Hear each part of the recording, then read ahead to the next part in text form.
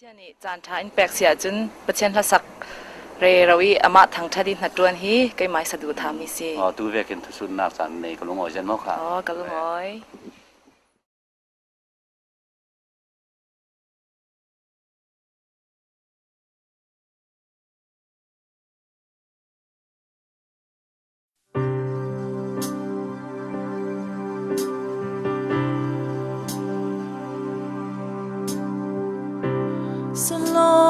lạc tu phá tha arak si a thiang a si la thar sa ki ka thang chan di giang pha na van tàu khama lạc tu phá tha arak si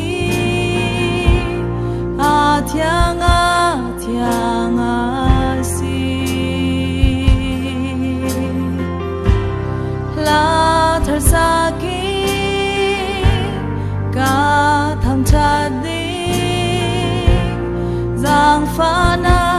van tàu khama